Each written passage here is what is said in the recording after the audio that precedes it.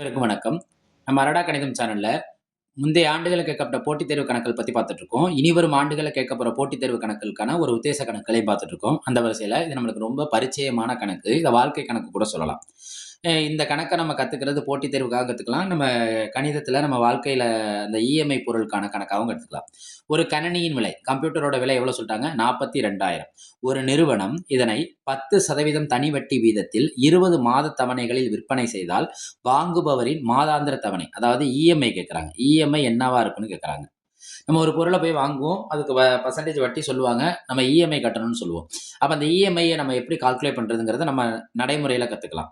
ஒரு கணினியோட விலை எவ்வளவு கொடுத்துருக்காங்க? 42,000.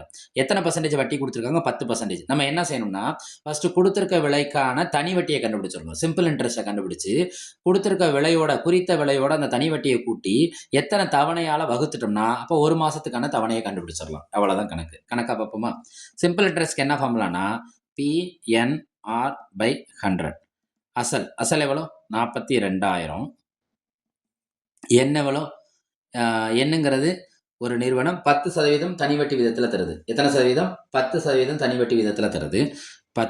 அப்ப 10% டிவைடட் பை என்ன போட்டுக்கலாம்? 100. டிவைடட் பை என்ன போட்டுக்கலாம்? 100. எத்தனை தவணை? 20 தவணை. எத்தனை தவணைனா? 20 தவணை. 20 தவணைனா என்ன போட்டுக்கணும்? 20 டிவைடட் பை 12. நான் ஏன் இங்கே 12 போடுறேன்?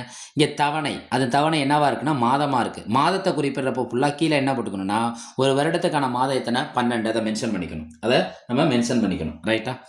பாருங்கள், இப்போ இதை அடிப்போமா? இந்த ஜீரோக்கு இந்த ஜீரோ கேன்சல் ஆயிரும். இந்த ஜீரோக்கு இந்த ஜீரோ என்ன ஆயிரும்? கேன்சல் ஆயிரும். அடிங்க. முன்னாங்கு 12, ஐநாங்கு 20. இன்னும் கணக்கு முடியலை. 420 பெருக்கல் 10 பெருக்கல் 5 டிவைடட் பை 3. Divided by 3. ஓர் 3 3.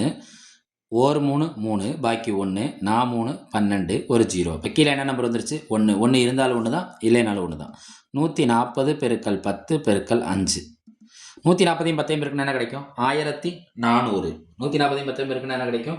1400. 1400ஓட இந்த ஒரு 5 பெருக்கிக்குங்க. 1400ஓட ஒரு 5 பெருக்கினா நம்மளுக்கு என்ன கிடைக்கும்னா 7000. அதாவது I14 70. 5ஐயும் 14ஐயும் பெருக்குவோமா? I14 70. 2 ஜீரோ சேர்த்தோம்னா எவ்வளோ கிடைக்கும்? 7000. இது என்னன்னா அந்த பொருளுக்கு போடுற வட்டி. அந்த பொருளுக்கு போடுற வட்டி. இப்போ நம்மள்ட்ட வட்டி கேட்கல. அவங்க என்ன கேட்டிருக்காங்கன்னு பாருங்க. மாதாந்திர தவணை, இஎம்ஐ. ஒரு பொருளோட இஎம்ஐ நம்ம கண்டுபிடிக்கணும்னா, இஎம்ஐ எப்படி கண்டுபிடிக்கலாம்? அந்த அசல் ப்ளஸ் வட்டி டிவைடட் பை அவங்க எத்தனை மாத தவணை சொல்லியிருக்காங்களோ அது. அசல் எவ்வளோ? 42,000 ரூபா. அசல் எவ்வளோ? 42,000. வட்டி எவ்வளோ? 7,000. அவங்க எத்தனை தவணை சொல்லியிருக்காங்க? 20 தவணை. ரைட்டா? 42,000 ஒரு 7,000 கொண்டா நம்மளுக்கு என்ன கிடைக்கும்னா 49,000. என்ன கிடைக்கும்? 49,000 கிடைக்கும்.